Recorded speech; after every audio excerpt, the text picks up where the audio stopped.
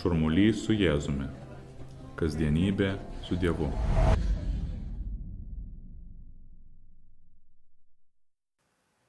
Kas pripažįsta mano įsakymus ir jų laikosi, tas tikrai mane myli. O kas mane myli, tą mylės mano tėvas, ir aš jį mylėsiu ir jam apsireikšiu. Sekmadienio Evangelijoje girdėsime tai, kaip Jėzus mums žada kitą globėją, šventąją dvasią, kad sugebėtume gyventi su juo, įgyvendinami jo įsakymus. Tuomet jis mus mylės ir mums apsireikš, mums galint jį giliai pažinti. Kadangi norime su Kristumi gyventi, verta naudoti visas tris maldos pagrindinės formas minimas katalikų bažnyčios katekizme. Tai yra žodinė malda, meditacija ir kontempliacija. Dabar noriu sustoti labiausiai prie kontempliacijos. Rekomenduoju pasikonsultuoti katekizmo numerius 2700 ir sekančius. Jėzaus kontemplavimui, jo giliam pažinimui, pačioje pradžioje tikrai gali padėti Jėzaus paveikslas, filmas ar serialas, kur jo veidas tikriausiai bus ekspresyvus arba ten bus aiškiai matomas, pavyzdžiui, jo tinkamas nusiteikimas visus priimti. Tai tikrai gali padėti naudoti savo vaizduotę ir žengti pirmin, suvokime, kad bendraujame su kitų asmeniu.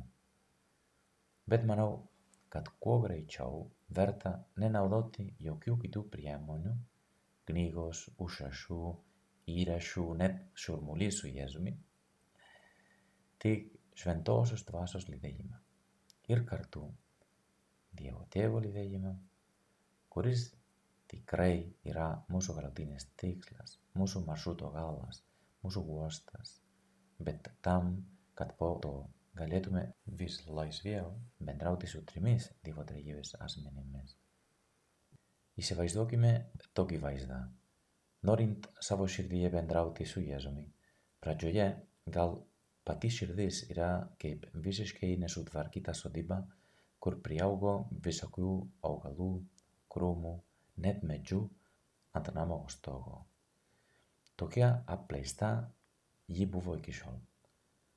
Priešais tokį vaizdą, ar tikrai ten, tokiame chaose, norime priimti patį Dievą? Gal prieš pradedant bendrauti, padarykime pasireišimą, pašalinkime nuo tos vietos visą tai, kas trukdys jį priimti. O kas tai?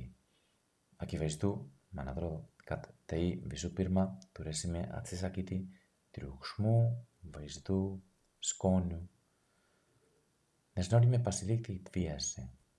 Tik jis ir aš, tik tu ir aš, Jėzau.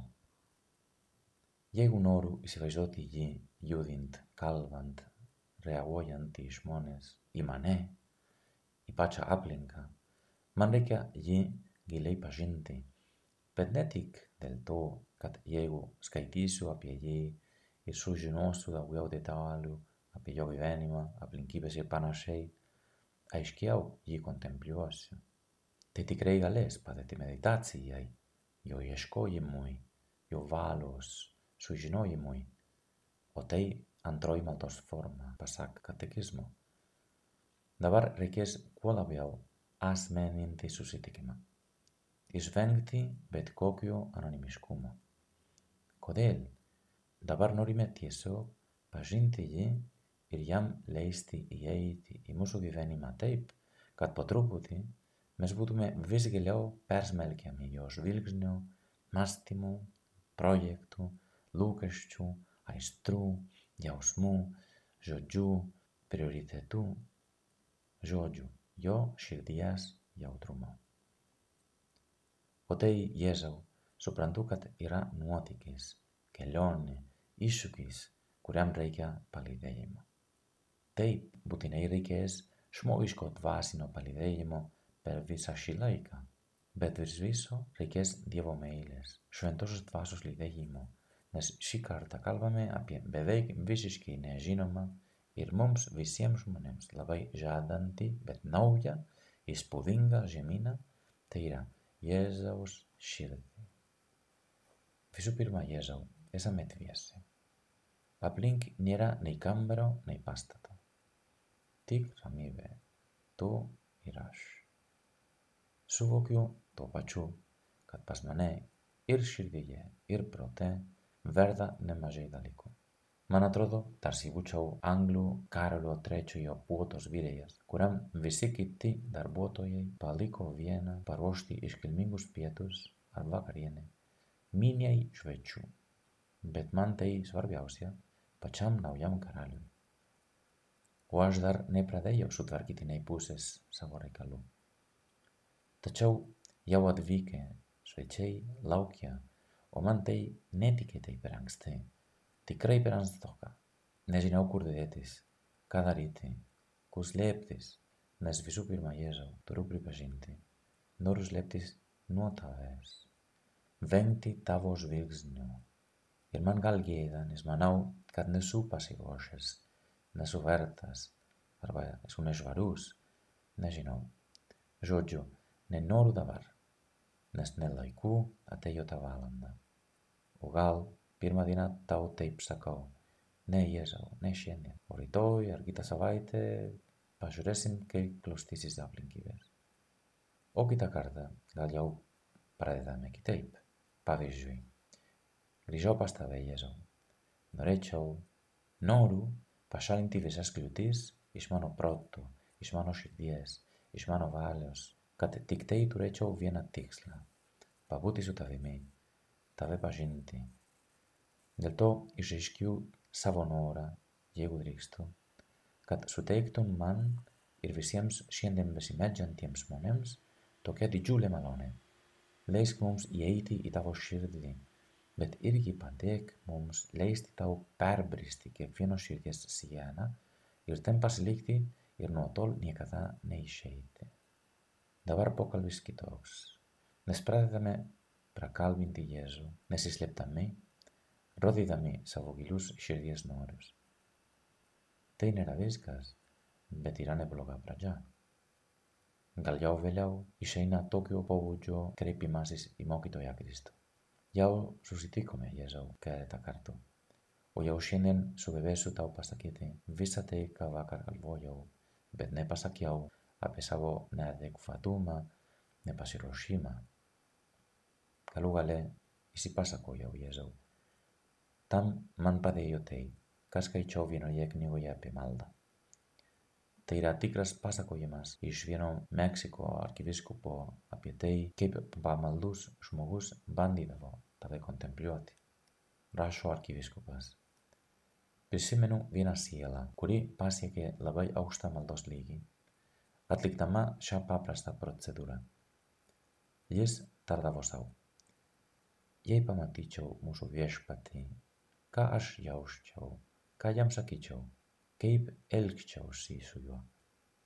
Tuomet jis atgaivindavo savo tikėjimą ir vėl sau sakydavo. Aš jo nematau savo akimis, bet tikėjimas man sako, kad jis yra tabernakulyje. Todėl, jei jis yra priešais mane, vadinasi, turiu jausti, sakyti ir daryti tai, ką jausčiau, sakyčiau ir daryčiau, jei regėčiau jį savo kūno akimis.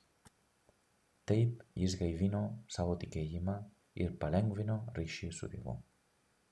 Taigi, Jėzau, padariau dvi išvadas, raktus kontempliacijos maldai. Štai pirmas raktas – asmeninti pokalbį. Nei daug skaityti, nei spręsti širdyje su savimi, nei pokalbyje su tavimi, savo poreikius, reikalus, problemas. Noriu suvokti, kad esi asmuo kaip aš, bet su dviguba priimtimi, ir dieviška, ir žmogiška. Dėl to, kad ir žmogiška, Jėzau, nenoriu tavęs bijoti. Atvirkščiai, noriu žiūrėti tave į akis ir paprastai sakyti, ką jaučiu ir galvoju, kas glūdi mano širdyje, ko aš nenoriu dalintis, ko bijau. Noriu tavęs paklausti nuomonę apie tai, kaip tu matai mano aplinkos ar pasaulio reikalus. Bet virš viso, noriu tavęs paklausti apie tave, apie tai, koks tu esi, kokie tavo planai su manimi. O tuomet noriu ir laukti tavo reakcijos, tavo atsakymo. Noriu, Jėzau, stabtelėti ir suvokti tavo begalinę meilę. Kantriai lauksiu, Jėzau, kiek reikės, kiek tau atrodys tinkama. O jau iš anksto tau sakau, ačiū Viešpatie už tavo dovanas. Po to ir štai galimas antras aktas. Kartoti daug kartų šią patirtį. Kaip asiliukas apsuka ratą aplink vandens ratą ir taip pats to nežinodamas semia vandenį, kuris suteikia derlingumo laukams. Dievas suteikia kontempliacijos dovaną nepastebimai. Prašykime jos ir stenkimės būti ištikimiems jam, bent pirmam kontempliacijos žingsniui, ieškoti jo, kur jis yra, o surade, žiūrėti į akis ir atviriai, asmeniškai kreiptis į jį, nes jis mūsų laukia tikrai ilgai ir visada mielai. Mergelė Marija, noriu kreiptis pabaigoje į tave.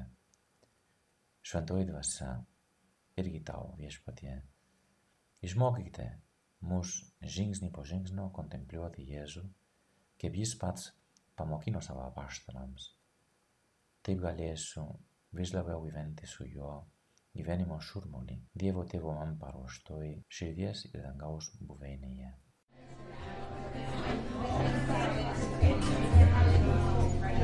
Šurmulys su Jėzumi. Kasdienybė su Dievu.